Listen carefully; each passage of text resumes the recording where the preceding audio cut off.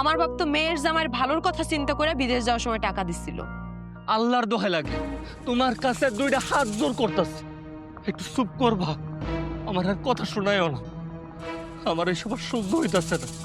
আর কেউ বুঝুক আর না বুঝুক, তুমি তো অন্তত বুঝবা যে আমি কি পরিস্থিতির মধ্য দিয়ে যাইতাছি। হ্যাঁ, আমার কথা তো তোমার কাছে এখন বিষয়ের মতো লাগবো, কারণ আমি যে তোমার ভালো কথা কইতেছি। আগের থেকে যদি আমার এই কথাগুলো শুনতে আজকে তোমার এই দশা হইতো না।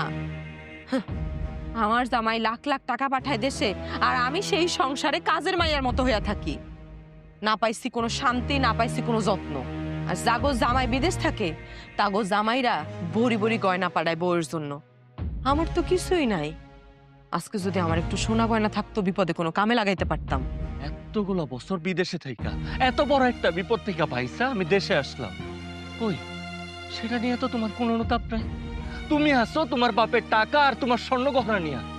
এই, তুমি কি আমারে ভালোবাসো, নাকি তুমিও আমার বাপের মতো?